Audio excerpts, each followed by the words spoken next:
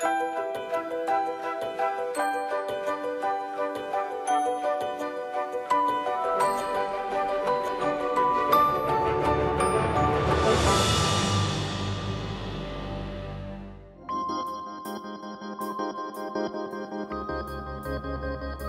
petite histoire raconte qu'il fut créé pour sauver le dernier bouquetin, alors menacé. Au cœur de la Savoie, le parc national de la Vanoise attire chaque année des milliers de randonneurs en quête d'air pur et d'une nature intacte. Un territoire préservé qui compte pas moins d'une centaine de sommets de 3000 mètres ou plus et où l'on peut découvrir la montagne autrement. Là, c'est la limite du parc de la Vanoise. Donc les animaux, on dirait qu'ils le savent, ils le connaissent. Ils sont Pierre Descottes est guide et photographe. Il connaît par cœur ces reliefs et la faune qui s'y cache. Pour la faire découvrir, il propose des chasses photographiques en raquettes de randonnée. Plus ça va être pentu la montée, plus on va lever le talon de façon à faire sortir les griffes qu'on a à l'avant. Vous voyez, comme les chats, on va pouvoir planter les griffes. Cette famille lyonnaise est venue pour déconnecter, pour les grands espaces et bien sûr pour les animaux. Mais il va falloir être patient. Là, on voit vraiment les deux ongles, les deux ongles de notre cerf, le gros sabot. C'est quand même un animal qui commence à revenir montagnard, on dirait. Nos randonneurs continuent leur chemin. Voilà 2 bonnes heures qu'ils sillonnent ce massif, seuls au monde. Et leur patience va finir par payer. Tu vois sa tête, elle est blanche. Il s'est redressé, là. Il est debout. Regarde. Dans l'objectif de Pierre, les silhouettes sur la cime se révèlent.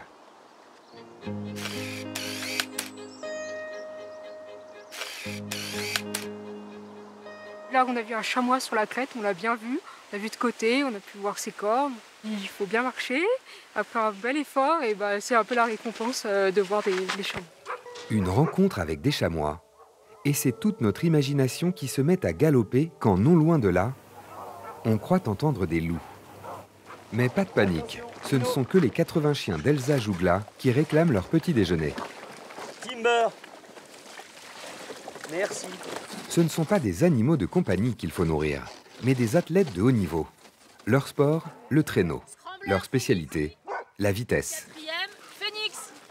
Ce sont les chiens de la ruée vers l'or. Les chercheurs d'or, eux, voulaient des chiens qui soient aussi endurants que le husky de Sibérie, mais par contre plus rapides. Parce qu'au moment de la ruée vers l'or, le premier arrivé sur les concessions d'or, c'était le premier qui allait se servir, donc il y avait une notion de compétition. Allez, on va y aller.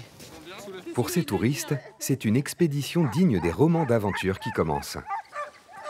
2 heures de balade en traîneau entre les sapins, au rythme de l'attelage.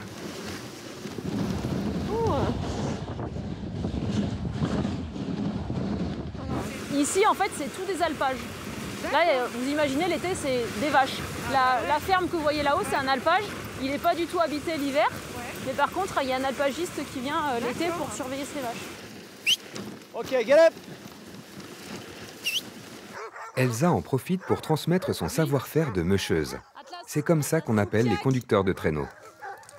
Et tout de suite, bien ton pied au milieu. Mets ton pied au milieu sur la barre du... Voilà. Et hop, tu sautes dessus. Impeccable. T'as compris? Pour vous, c'est bon aussi? Amael, 9 ans, apprend vite.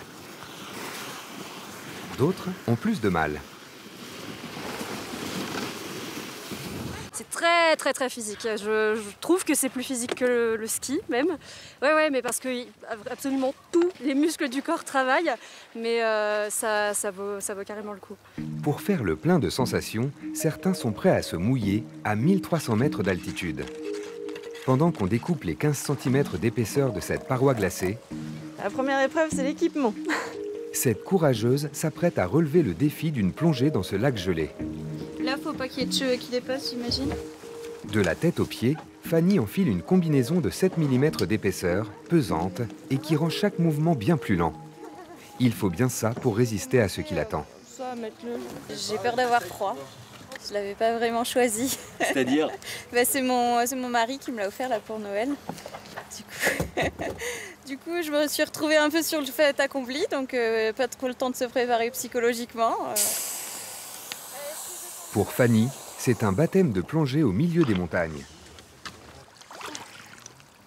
20 minutes en immersion dans une eau à 1 degré. Allez, tu te poses, ça va? Oui, ça va.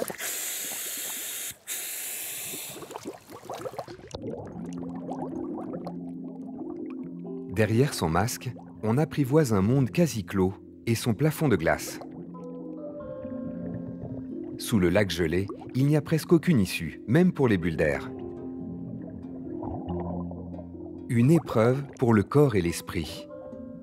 Dans cette eau glaciale, où les muscles se crispent et le souffle se fait court, la clé est de garder son calme pour mieux apprécier le moment. Ça va Fanny? Tu attrapes ta bouteille. C'est parti. La tête en bas, à marcher sur la glace. Ça c'est vraiment particulier. Puis en fait le fait de voir que tout est fermé, c'est assez impressionnant. Franchement c'était super. Si tu veux je te libère. Ouais.